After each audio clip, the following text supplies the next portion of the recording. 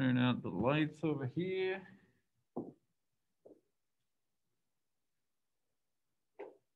Okay, so Thursday.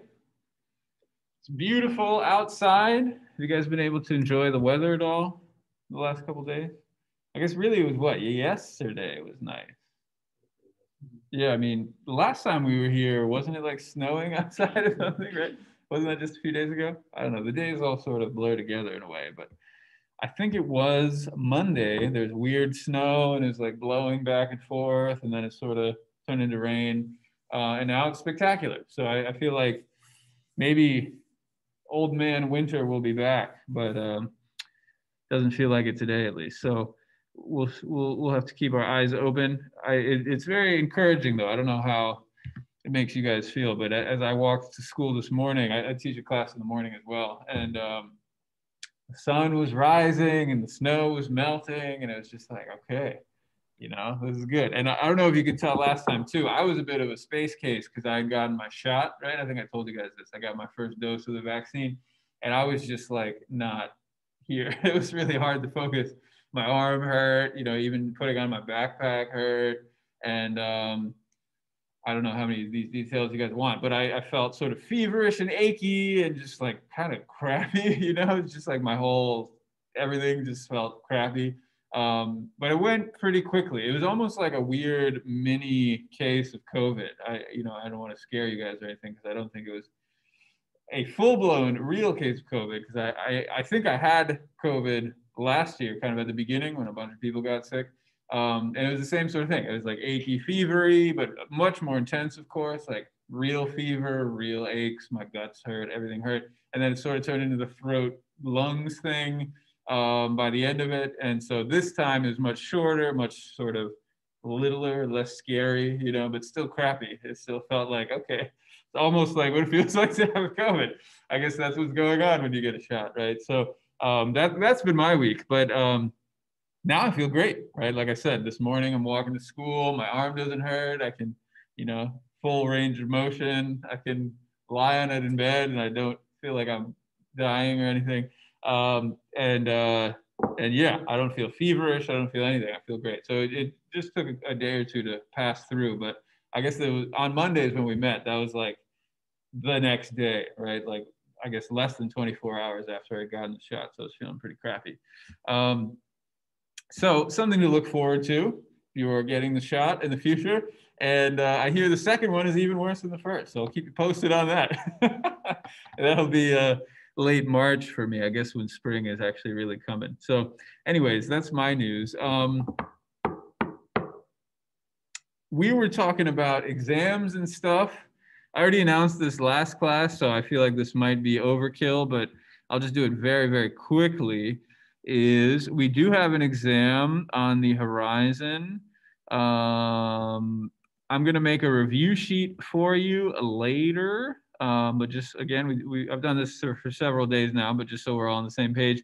I know you guys have a lot of exams now and you're feeling stressed out and overwhelmed. And so I'll just tell you up front, today's class is going to be pretty chill. We're just going to, go through material like we usually do. Next week, keep reading. And then 2 weeks from today, we'll have an exam. So put it on your calendars, prepare for it. Over the weekend, I will send you a review sheet, maybe even as soon as tomorrow if I get my act together. And so you can start reviewing for the exam.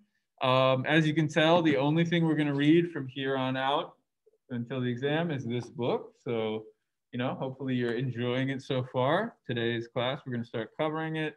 I hope you are really enjoying it, right? I think it's a cool story. I hope you enjoy it too. It's not easy, right? It's there's some challenges involved, but that's why we're reading it together. If it were simple, very easy to read, then you wouldn't need a class on it, right? So I'm here to help you understand it. And in fact, this early part's hard because you're figuring out who is who and what's their relationships, all that. Once you get the characters down, it's a little easier to follow along. So if you found this first part hard, don't worry, it will get better.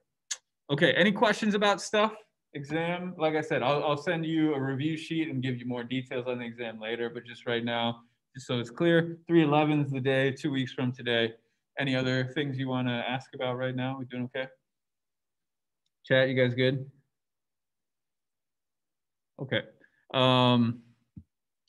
That being said, good luck with all of your exams. Again, we were just talking about that a moment ago. I know people are getting tired and getting overwhelmed, so keep your chin up.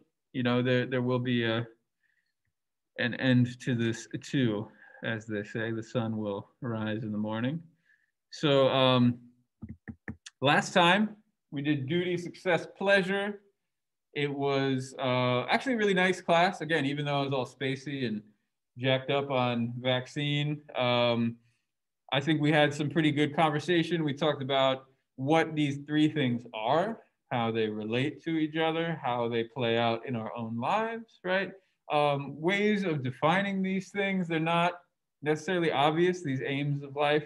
And so, yeah, there are different ways to think about them. We did the Google Doc exercise where I gave you these different, let's say, elements of our lives, happiness, and it wasn't sadness, it was depression, right? So happiness, depression, marriage, eating, I think was one of them, right? Sports, career, that was most of them. Maybe there was one or two more.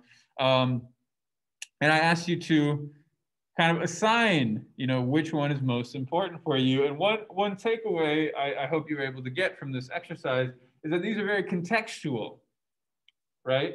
So for example, we were talking about sports. It just depends, right? It depends on the game. It depends on the day. It depends on who you're playing with, that sort of thing, right? If you're Michael Phelps, you're probably thinking about success. How am I going to win? What was it? 8 medals? 12? How many medals did you win at Beijing? It's like a crazy number. You're just trying to be the best ever, right? When I play Frisbee, I'm not trying to be the best ever. Maybe once upon a time, that was something I dreamed about, ultimate Frisbee. But now I'm mostly doing it for pleasure, right? Some people, if their dad, like Steph Curry's dad was a pro, Del Curry, right? So maybe he had some duty or sense of duty, like his parents sort of led him along into his career. And then again, sometimes these things all mix together, right? You can have a little pleasure, success, and duty. Of course, Steph Curry is another professional athlete. He's definitely looking for success. And he might have a love of the game too. So it's not always so simple to separate them out, right? A lot of the time they kind of bind together as well. Sometimes they're in conflict. And that was something we started to talk about in those specific examples is if we make a hierarchy, sometimes if we're trying to do something for the sake of success, that might diminish the pleasure we get from it. Sometimes we do it for the sake of success. Maybe it is more pleasurable if we succeed. And so that's another complicated question is how do these tie together? What we're trying to do here is find a way to kind of strip them apart, think about each one in isolation, and then think about how they blur together too, right? Does that make sense? So again, these are translations. Dharma, artha, kama are the Sanskrit words. Duty is probably the hardest one to nail down. It's the most blurry, the widest meaning. It means justice, social obligation, laws. Dharma is both the way things are and the way things that the way they should be. So again, the word law kind of captures that pretty well, right? The way things are, scientific law, the way things should be, legal law, right? A political law, social law. But what we're using is the word duty is because, especially in this book, that's kind of how it functions. In the caste system, that's kind of how it functions. Remember the duties of the caste system. So, but in any case, this is just gives you a sense. It's actually a little more, there's a little bit of a cloud of ideas we can put around that word duty. Same with success. This one's a little bit more straightforward though. Profit, political power, winning the game, right? Domination. So in terms of winning the war, dominating your enemies. And then pleasure, like we talked about, it does have a sense of sexual pleasure. That's definitely part of it, or sensual pleasure, right? Pleasure of the senses where things taste good, they feel good. But it's not only that, it's also love. Love really falls under the category of pleasure for this, at least. And as we saw in that first writing assignment, there are other ways to think about love too. You know, you can think about love in a more transcendent kind of way. But here, love is really about pleasure. And in this book, love is presented as about pleasure. So that's, you know, a little bit different from what we've seen so far. Family is also seen as a pleasurable element of our lives. As we probably know from experience, they're not always pleasurable, but especially from the perspective of the man in the patriarchy. You know, it is a pleasure to have a family, to have a wife and a child. And this is a patriarchal system, right? Just like when we were studying the caste system, we need to study the details of these things to kind of understand them and exist within them. The same thing's happening for us here. So human relationships, all of that stuff, all of that goes under pleasure. So I guess before we move on, any questions about these aims of life? That's all review from last time. Hopefully that's clear. So why don't we get into it here? So again, one thing we started to think about before we ran out of time last time was what to do when these different aims of life come into conflict with each other, right? I think actually, didn't we run out of time and didn't really get too much discussion? Is that what happened last time? Again, I was a little spacey, so it's a little hard for me to remember. So why don't we just begin with this story though, because I think it's kind of a good story and it helps us understand what's going on here. I'm going to dump it in the chat so you can read that better in the chat. I'll make it real big here so you guys can see it on the screen. How about somebody reads this for us? Because I'll actually be talking a lot today. I don't have any planned breakout room time. So it'll be mostly lecture, but now we can give you guys a chance to talk. So I'll probably be picking on you guys for a lot of the low-hanging fruit on the slide. So why don't we get somebody from the chat? How about internet people? How about somebody reads this for us who'd like to participate? Me. Please. So when King Peruvius went from earth to heaven to see Indra, the king of the gods, he saw Dharma and the others, Artha and Kama, embodied. As he approached them, he ignored the other two but paid homage to Dharma. Walking around in a circle to the right, the other two, unable to put up with this light, cursed him. Yes, very good. And there's going to be another slide, but why don't we pause here? Thank you, Joel. Okay, so we've got this king, goes up to heaven, kind of goes to this party. We see already these godly embodiments of these ideas, right? That might be a little bit of a leap for us. Last time they were aims of life, now they're gods, but it's not so uncommon in ancient India or ancient Greece for that matter, right?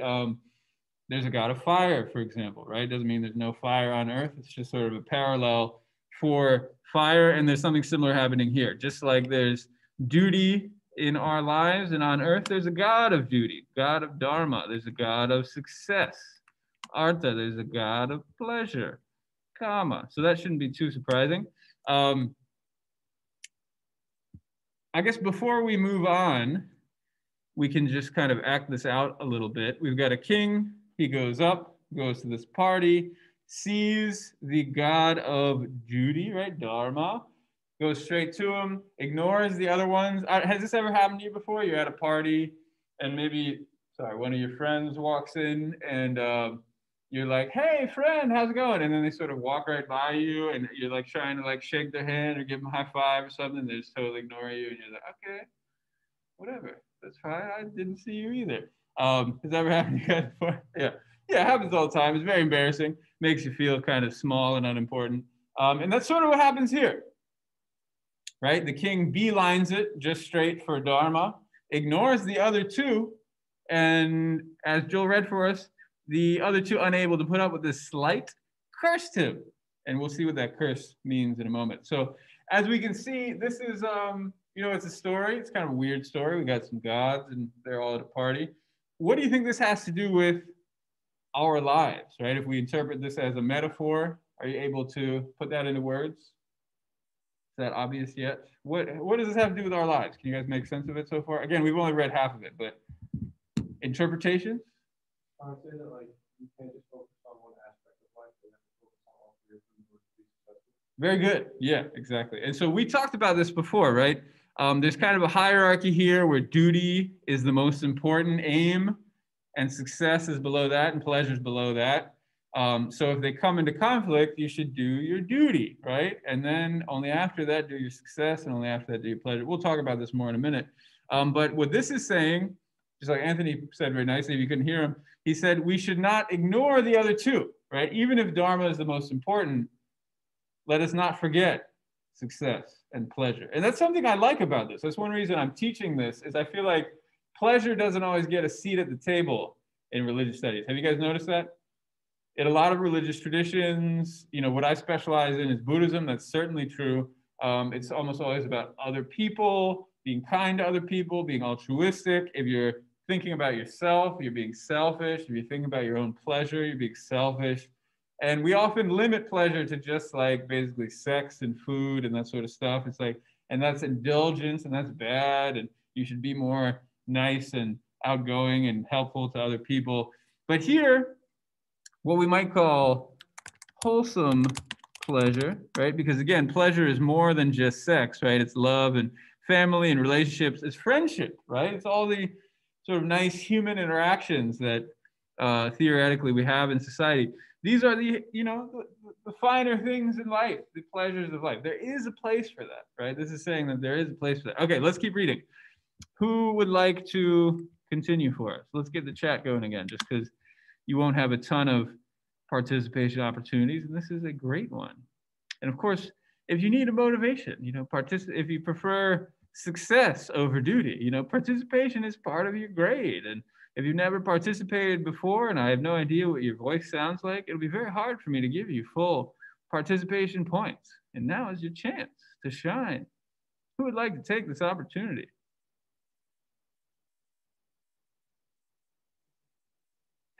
Didn't I sell that? Come on. Did you guys hear my like used car salesman voice? Nobody? No one's biting? Can I go? Please. Can I go? Yeah, Tan, please. Because Kama had cursed him, he was separated from his wife and loved for her in her absence.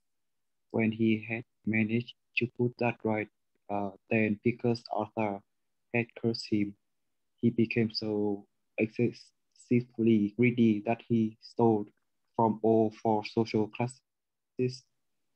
The Brahmins, who were upset because they could no longer perform the sacrifice or other rituals without the money he had stolen from them, took plates of sharp sacrificial grass in their hand and killed him.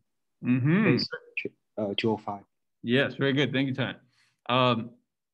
So exactly, now we get to see the curses, right? If we curse Kama, so if we forget about pleasure, what happens?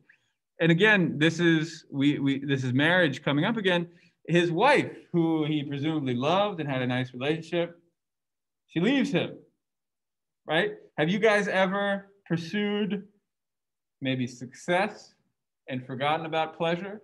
Have you ever had moments in your life where you're focusing almost entirely on things and you don't really focus on pleasure at all? Is now one of those times in your life? So yeah, before an exam, that's what I'm thinking of, right? Because we were just talking about it. But before an exam, that's often what you do, right? You grind it out, you prepare, you study for 8 hours before your physics exam or whatever. And part of the reason is because it's time to do it, right? But how do you feel after that? Can you keep that pace up all the time? You cannot, right? What happens if you try? You burn out. Yeah, that's exactly what I was thinking. Burn out. You guys ever been burnt out before? And that's kind of what's being talked about here, right? There are lots of movies, I don't know if I can think of a good one, but where it's often a man and a woman, not necessarily only the man, but it's sort of how the gender is often presented. That's how it's presented here, is the man focuses only on his job, right? And then his loved one's like, hey, quit working so much. We need you to be in our lives. And then he's like, yeah, get out of here. I only care about my job. And then they leave him and he's like, oh, I made a mistake. I took them for granted. And of course, this happens in our lives too, right? We take people for granted. When they're gone, we realize, oh, they're actually doing many things for me. And I didn't realize it at the time, right? And so then you ask them to come back. And that's what he does, right? And she actually does come back. So this one, in a funny way, even though he was cursed by Kama, he's able to kind of make it up, right?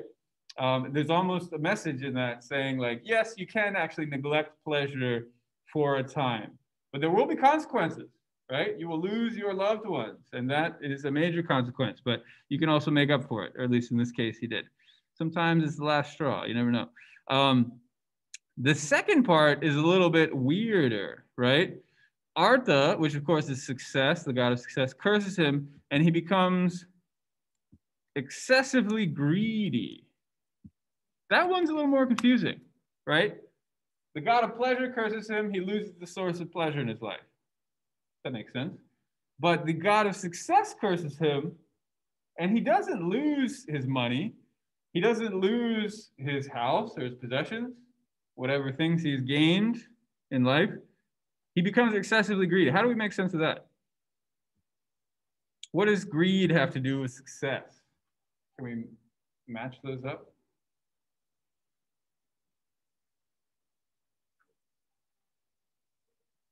You got to think about it a little bit, right? I can tell you the wheels are turning. Chat, you guys are very quiet today. What does this excessive greed have to do with success, or a neglect of success, maybe? That's one way to think about it.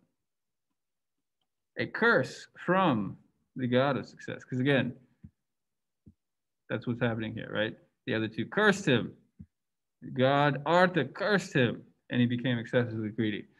All right, so Leo, God, when people become successful, they sometimes become greedy and forget where they came from. I think that's what they mean. Yeah. One thing, yeah, it makes me think of is you would assume that people who have more things would want less, right? And you would assume that people who have fewer things would want more. It's often, that would sort of make sense. That'd be logical, right? But is that how it works, really? Not necessarily, right? Not necessarily. Sometimes it's the opposite, in fact. Sometimes people who have the least manage to be happy with what they have, right? And sometimes people who have the most only end up wanting more. Like, I have a ton of money, but all my friends have private islands. I don't have a private island. I want a private island, damn it, right? Whereas the person who's just struggling to survive is not thinking about private islands or boats or any of that fancy stuff that only very, very rich people think about. They're just thinking about, how do I survive? And if they survive, then they might actually be pretty satisfied with that. You know, I'm not here to judge, but I think this is, it forces us to reflect on that. And so it's sort of a telling moment that rather than losing his stuff, that could very easily be the result of this, right? But instead, by not focusing on success, he becomes excessively greedy. I think it's something, again, worth, dare I say, meditating on, worth reflecting on, right? Because I think, again, there might be a bit of a lesson here. So another thing we see is he's stealing from the other castes. Again, he's a king. So he steals from they call it class here, but let's call it caste. I'm even going to change this. Other social castes. He steals from the Brahmins, who are upset because he took their money. And so what do? They kill his ass, right? And so again, you don't mess with the Brahmins. They're the ones who are very close to the gods. They're the highest level of society. You might be thinking that's not very Brahmin-like for them to be killing somebody, right? Weren't we saying how the Brahmins are the peaceful ones? And indeed, that is the expectation, but not when they get stolen from. I guess when you cross these caste boundaries, that's when you start to see some violence, right? And again, that's something you see in America too. Okay, maybe that's enough of that.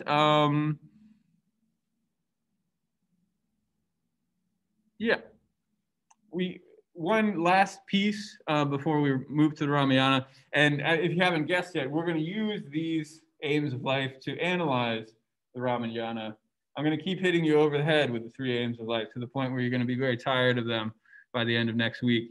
But for now, they're still relatively new. So why don't we talk about hierarchy? Because we kind of already did, didn't we?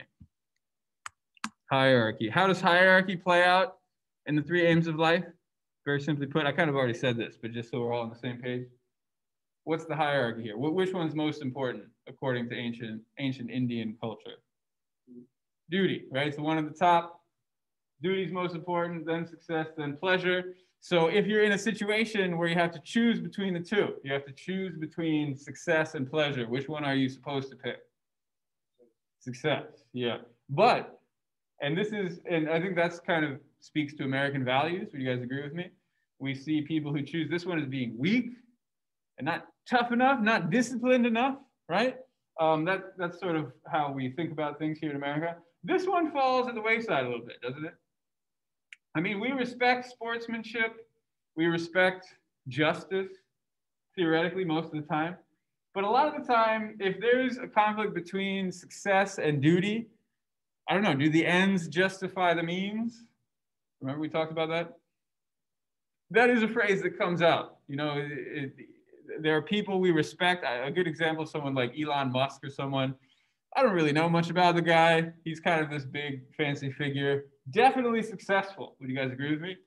I mean, that's why he's famous. He's just so damn successful, right? Does he uphold duties? Does he follow justice? Does he care about laws and social obligations? I gotta think not. I don't know. Maybe he does, but I feel like there's something about it. I'm not an expert of the guy. I don't know exactly how he became rich. I know he's South African, right? And he's like diamond money or something like that. You gotta assume there's some. Say it again. PayPal, yeah. So people sort of make the point is that his initial seed money to make PayPal, and then of course Tesla, is coming from his daddy, who was South African diamond money. I think. Again, you can look that up. Like people like trying to say he's not successful because he has seed money, but like he's like turned like whatever million, like $1 million into like 125 billion. So. Right, and I'm not a math major, but those are very different numbers, right? Those are very, very, very, very different numbers. Is he the richest man in the world now? Yeah, I saw some announcement that he was, but maybe Bezos came back. I don't know. Yeah, the stonks went down recently on him, didn't they? Bitcoin crashed. I think he went big into Bitcoin, and so then Tesla went down too. So, you know, anyways, he is the success guy. You know, he's basically like Iron Man or something, right? I wouldn't be surprised if he starts making some suit for himself if he hasn't already. But is he always following the laws and the social obligations? Maybe, maybe not. I don't know. I think playing Twitter stock market manipulation is technically within the rules, but if he's like, everybody invest in Bitcoin right now, right? And then he has a bunch of Bitcoin, there's something a little shady about that. And of course, that's what causes it to crash in the end too. So anyways, it's all just to say, you got to sort of keep these things in order, right? If there's a conflict between success and duty, err on the side of duty. If there's a conflict between success and pleasure, err on the side of success.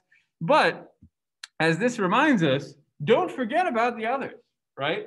If you forget about pleasure in particular, and again, this is something I think I need to remind you of because the way our society is, life sucks if there's no room for pleasure in it, right? I think that's one defining feature of this year is it's a very unpleasant year. Would you guys agree with me? This is probably the least pleasant year of my life. I bet a lot of people would say that. And it's not because it was necessarily so full of hardship for me. I know for a fact that it is for, 500,000 families. But in my particular life, it's just sort of bland, right? Just sort of uninteresting. There's just not a lot happening, and it's just kind of crappy as a result, right? It would be something kind of like this first situation. These sources of pleasure have been taken away from me. And now it's just like, kind of sucks, right? And so that is the baseline feeling, if not utter horrible things have happened for people this year. So in any case, pleasure gets a seat at the table. I think that's an important thing to keep in mind. So as you guys are grinding it out, getting ready for your exams, don't forget to give pleasure a seat at the table. Seriality is another way to solve these conflicts. It's sort of a weird way of putting it. Cereal is related to the word cereal, which of course is not what you eat for breakfast. What is that talking about? What is seriality? There's a Serial podcast. You guys know what that is?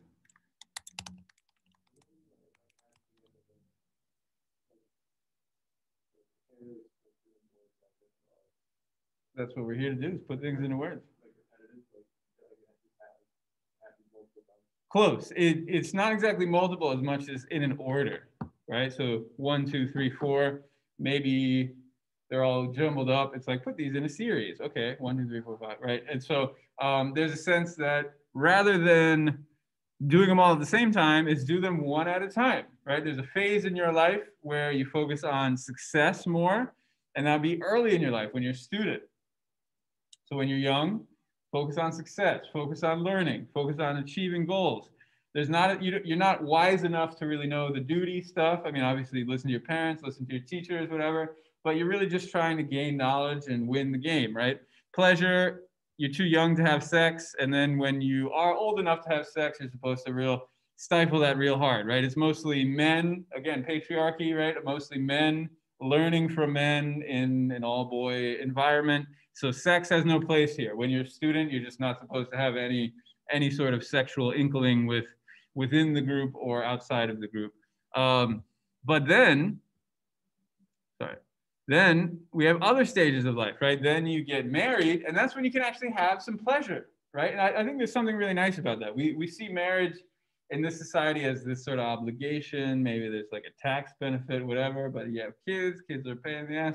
You know, in the old days, in an agricultural society, you put them to work, right? And it's basically a source of joy, right? You have your wife, again, patriarchal society, you have your wife, you have your children, they give you a sense of purpose, sense of happiness.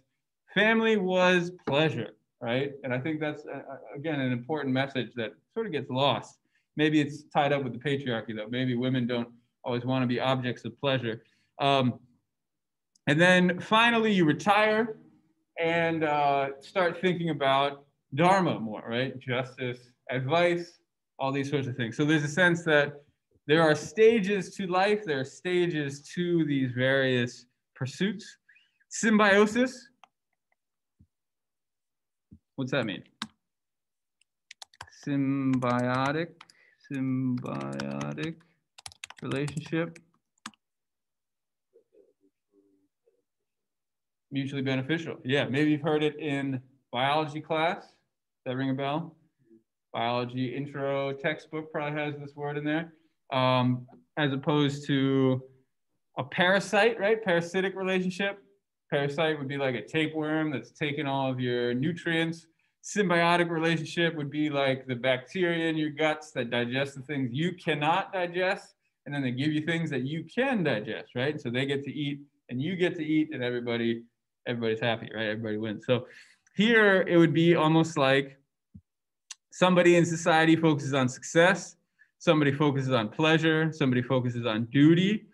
We definitely have these two, right? Success would be Wall Street. I don't know, anybody, you could go all over the place. Any sort of business that's dedicated to maximizing profits, that's like everything. You know, even our school has a pretty strong emphasis on this one. Pleasure, you might have to think about that one a little bit, but you could say the red light district, but even more than that, restaurants, right? Concerts, things you go to enjoy, maybe even bars, I don't know, places where you go to have relationships with people, right? And again, friendships, any other sort of relationship too. Duty, I don't know, are there institutions that focus on duty in our society? Probably. Who are the duty ones? Cops, yeah, that's an interesting one, right? So there's like a code, you follow the code, you follow the law, right? Here's the law. And so tied up with that, judges and the courts and that sort of thing, that makes sense to me. They're not there to make money, at least they're not supposed to be, right? That would be a crooked cop. Like a good cop is somebody who follows the law above anything else. Yeah, that's a great example. Okay, very good. So just having these symbiotic relationships where somebody sort of takes care of one aspect versus the other. I put renouncer and householder. We'll talk more about renunciations later. That was in the article, but I think right now we don't have to really focus on it too much. But yeah, it just goes to show you emphasize a certain aspect of these aims of life over others. Compromise, you guys already know this one, where it's a little bit of this, a little bit of that, right? Do a little work, play a little video game, grind it out, chill at night. I mean, this is one thing I had to figure out in grad school. It's just like, you got to turn it off. You know, for me, obviously for you, you guys have exams and stuff, but like if I don't have a deadline, 5 or 6 o'clock rolls around, it's just like no more, right? That's when you eat your dinner, you put your feet up, and you get ready to go to sleep. If you don't do that, it's hard to fall asleep, right? That's not very good. Identification, this one's a little tricky, but it's almost like collapsing them into each other, right? I've talked about how success and pleasure have sort of been collapsed into each other. It's like, well, just succeed and it'll be good. If you win, then you'll be happy, right? Have you heard this sort of idea? Maybe not stated as clearly as that, but it's a little hard to think about pleasure away from success sometimes, right? Some of the most satisfying moments in our lives are when you win the game.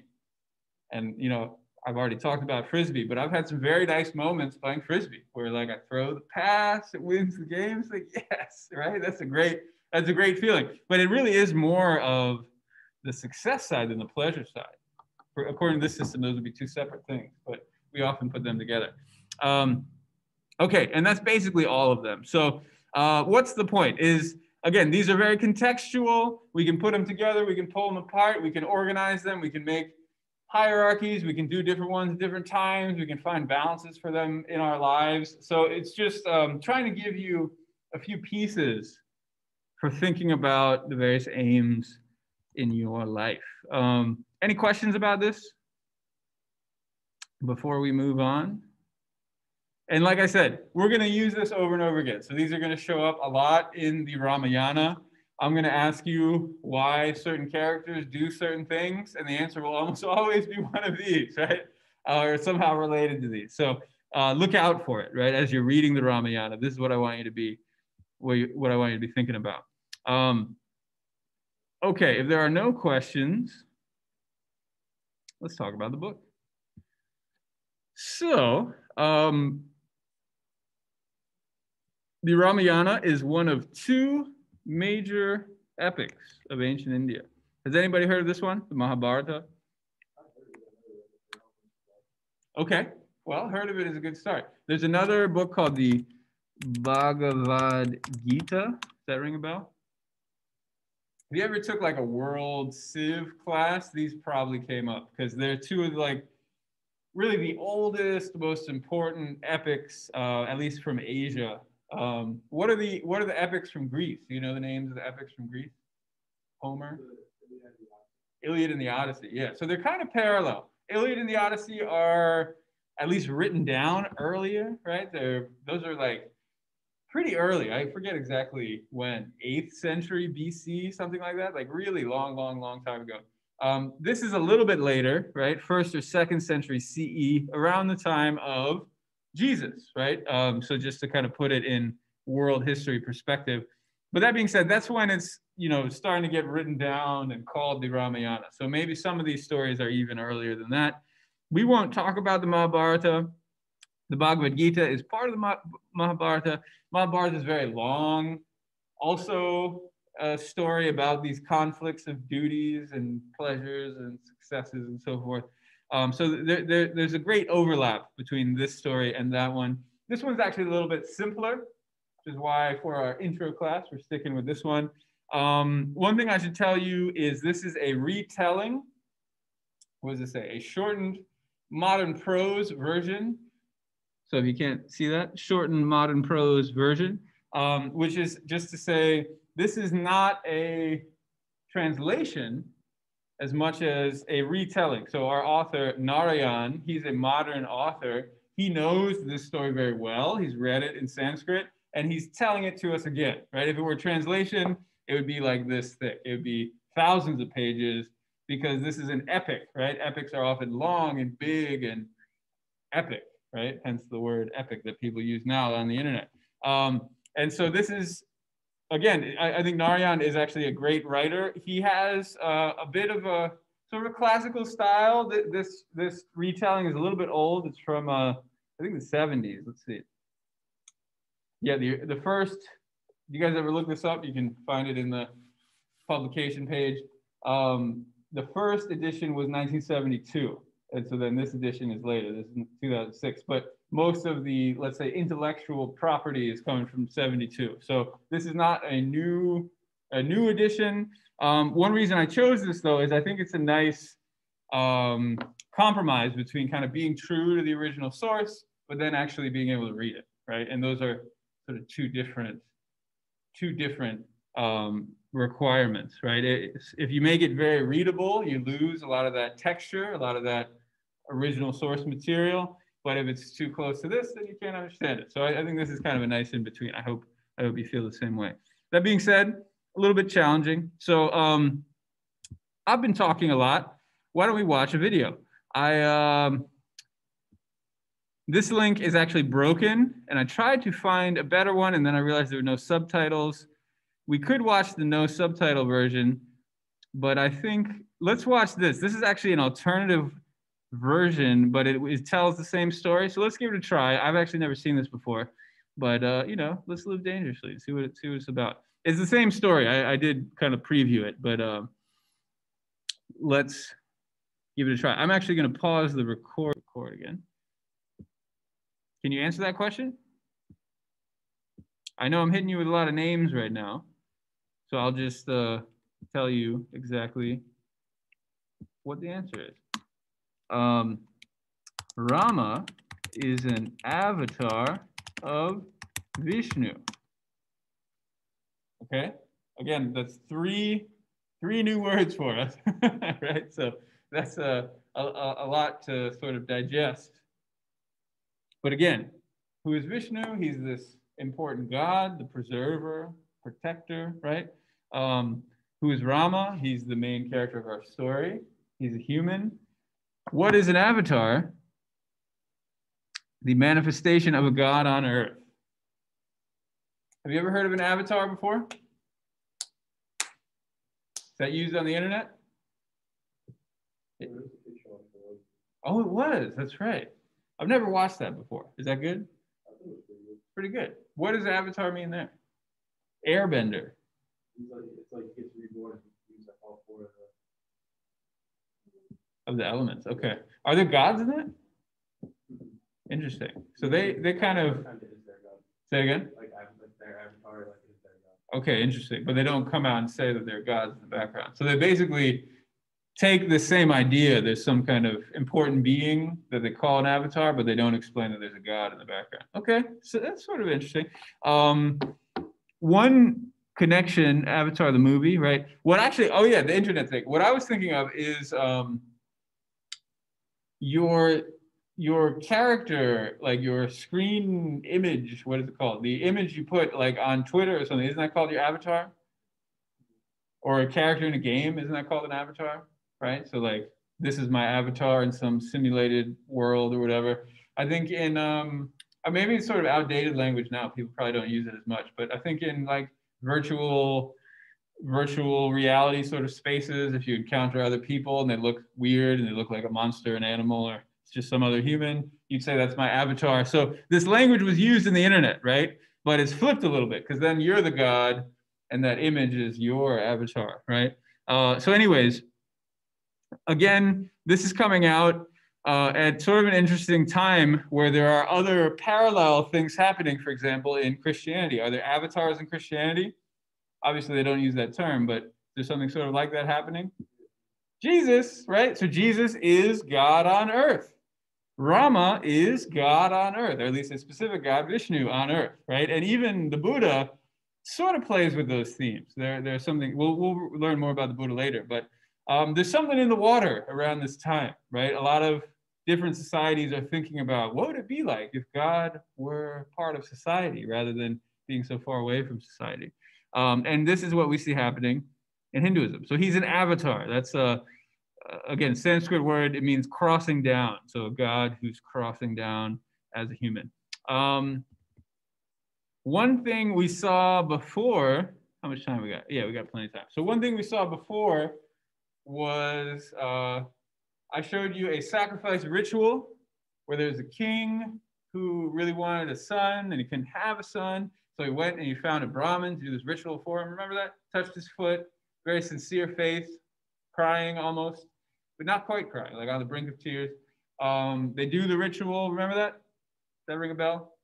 That was this story. You guys want to look it up? Let's look it up. So if you have your books, I encourage you to bring them out. If you don't have your books, I will shame you. No, I encourage you to bring them next time. So I'm looking at page, what am I looking at? 5? Yeah, I'll just read it to you. I won't force you guys to read. But again, we're reading this book now, so you got to bring your books to class. This is how we discuss the books. All right, page 5 at the bottom. We're in the prologue here. The prologue does a lot of work. A lot of the scene we just saw gets described in here. Okay, so a sacrifice. They're doing the sacrifice, right? At the very bottom there. A sacrifice was held under his guidance. Again, that Brahmin sage figure. It went on for 1 full year, at the end of which an immense supernatural being emerged from the sacrificial fire, bearing in his arms a silver plate with a bolus of sacramental rice on it. He placed it beside King Dasaratha and vanished back into the fire. We saw that, right? What was that for? Well, the sage advises the king. He says, take the rice, divide it among your wives. They will have children. And then, of course, he does that. And they give birth to Rama, Bharata, Sumitra, and Lakshmana, and Satrugna. We're not going to talk about all of them. You're probably already feeling like, whoa, too many names. You got multiple wives and even more children and the name of the king. No, thank you, right? Too much. So there's nothing we can really do about that. Actually, no, I take that back. There is something we can do about that. There's a list of characters. You guys find this? List of characters. So it's on Roman numeral 27, so XXVII. I'll give it to you here, XXVII. I encourage you to bookmark this page, because if you ever get lost, you can go back to this page and you can get a quick explanation. So for example, oh,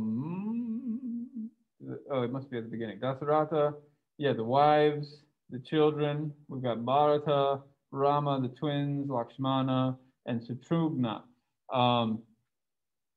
Again, we're not going to talk about all of them. Although Bharata shows up, he'll show up next time. Lakshmana also will show up. Satrugna basically doesn't show up. I don't know what his deal is actually. Okay, so lots of characters. Who was Rama? He is this prince. He's also a god. He's a god in a human form. He's an avatar. What is his caste? Is that obvious? Is he a Brahmin?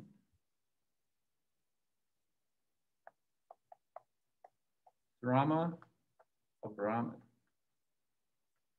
What is his caste?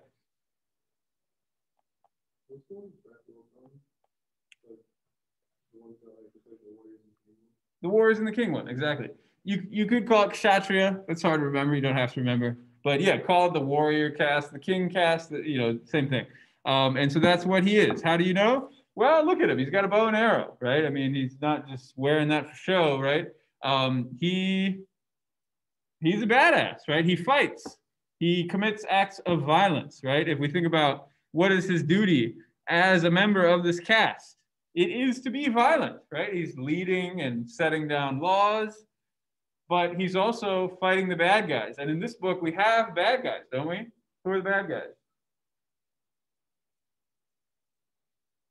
Who are the bad guys? Simply put, what is this internet connection thing? Simply put, they are the demons. So I showed you Ravana on the TV show. He was the guy with the big mustache. Here's another version of him. He's often described as having 10 heads, which it would be hard to do on a TV show without looking ridiculous. So it even looks ridiculous here, but a little less ridiculous, 10 heads. He's also playing a lute with a head and a hand on it. He has tons of hands. I haven't counted them. I'm not sure how many. So this is the bad guy.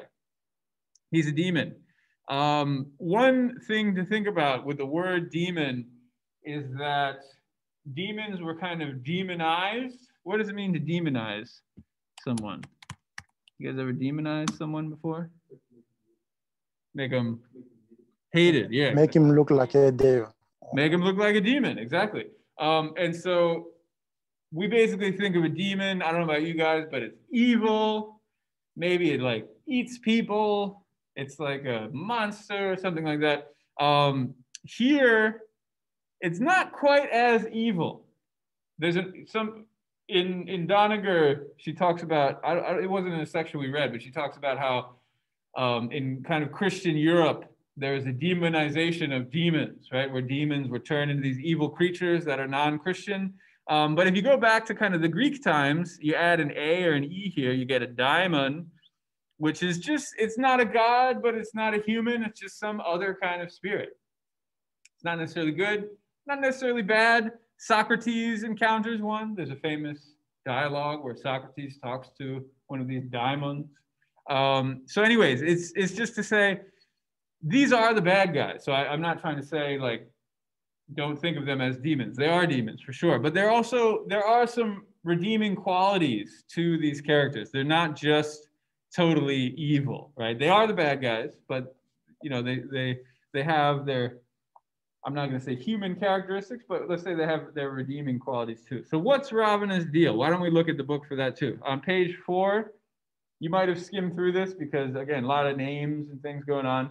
I'll read it to you. So all the gods went up to the supreme god Vishnu, right? We just talked about that. We just saw that.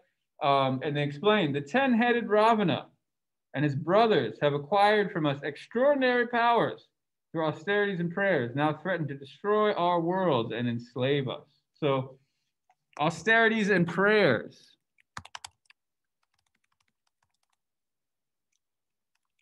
What does it mean, especially prayers? What does it mean that he's getting these powers through prayers? Who is he praying to?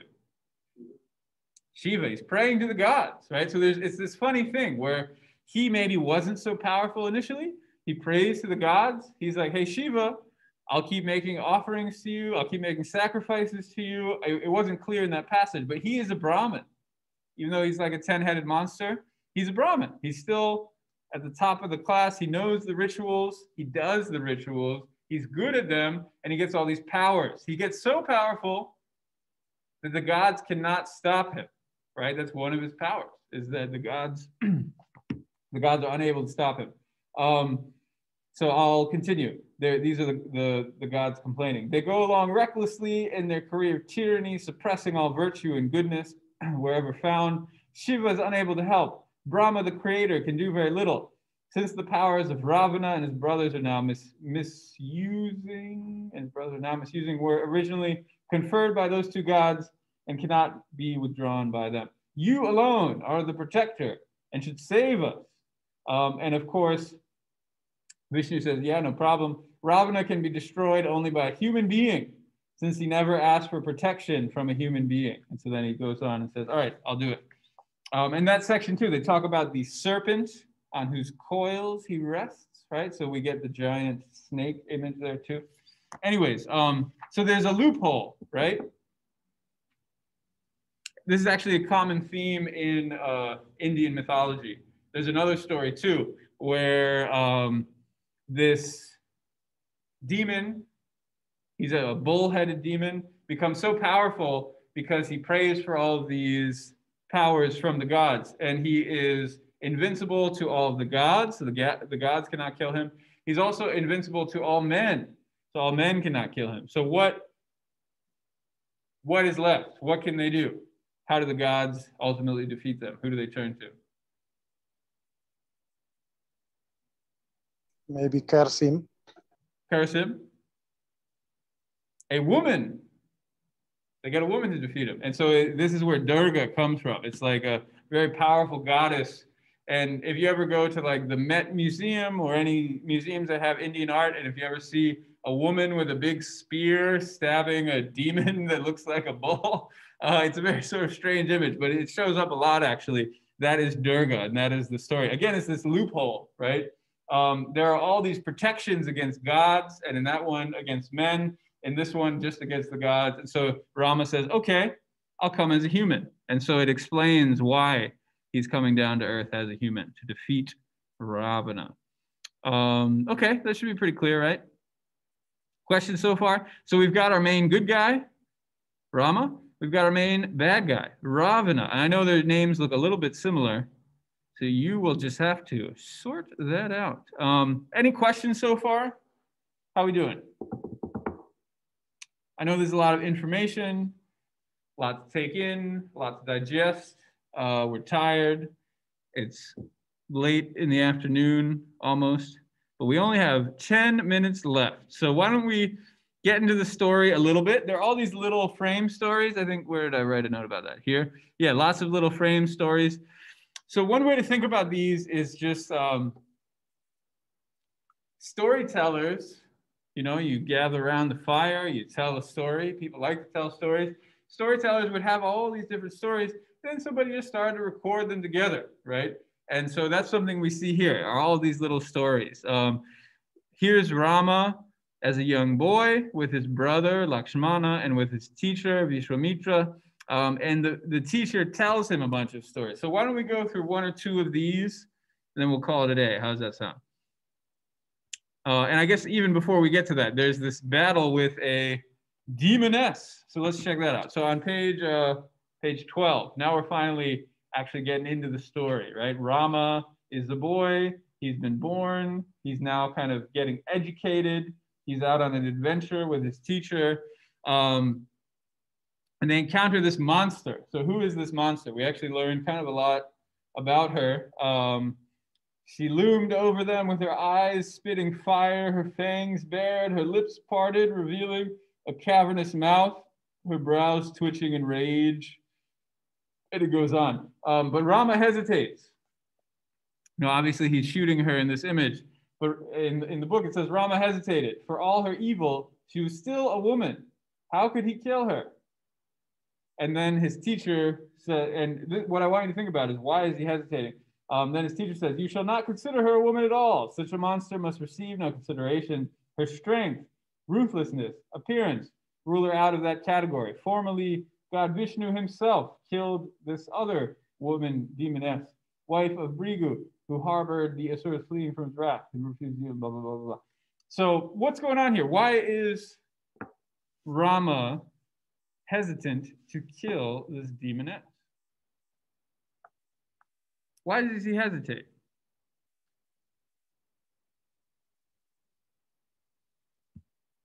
Now, I'll give you a hint.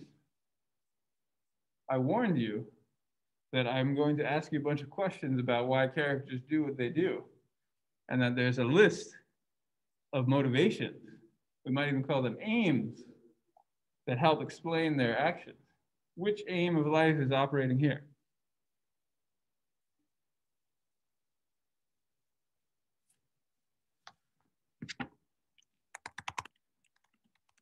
Which aim of life would cause Rama to hesitate to harm a woman? Maybe duty. Duty. Yeah, exactly. Again, this is the perfect man, right?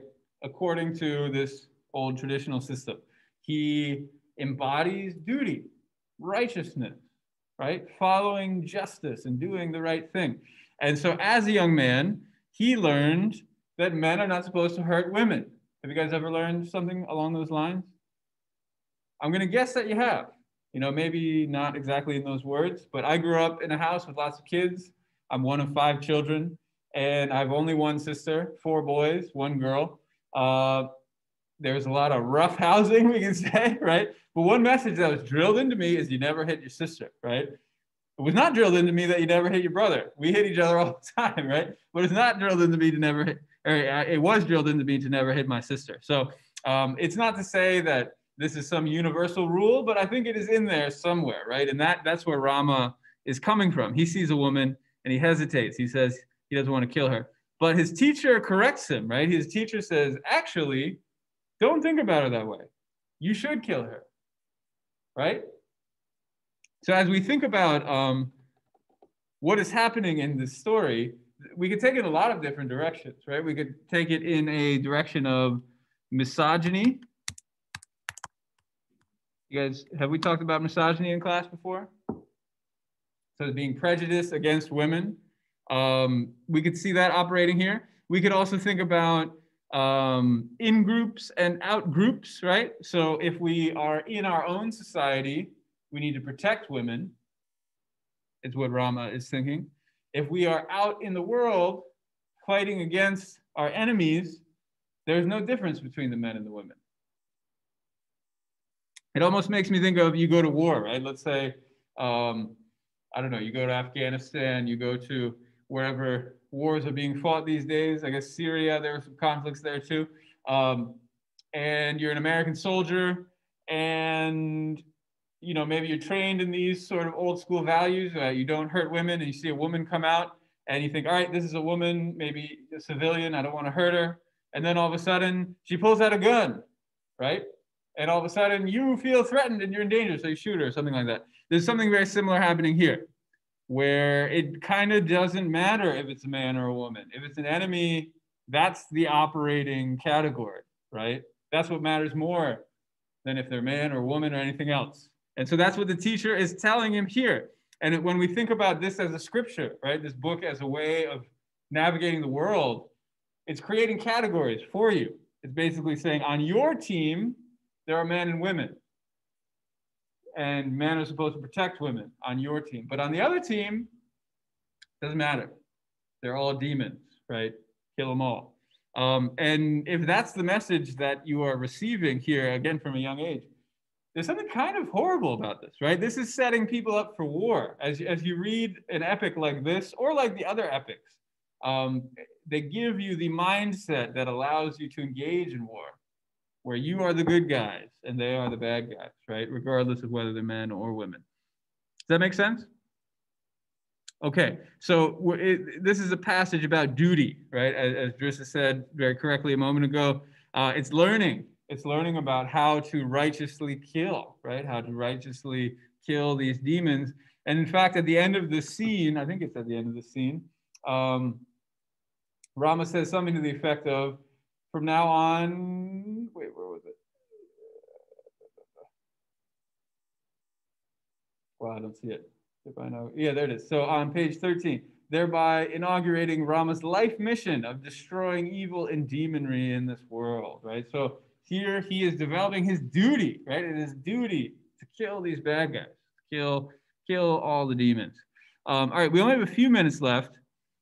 So why don't we just call it? Because I don't think there's enough time to really tell this story. And rather than tell half of it, why don't we just call it a day here? Okay, so does anybody have any questions before we finish up? We all doing good? So please keep reading. Again, it's a challenging book, lots of characters, lots of words. It's not easy to understand. Use the list of characters as your guide, or use Google, right? If you come across a name, you're like, I don't know who this is, but they seem important, look them up. There will be a Wikipedia page for them if they're important enough. If they're not, then you probably don't need to know about it. So use the sources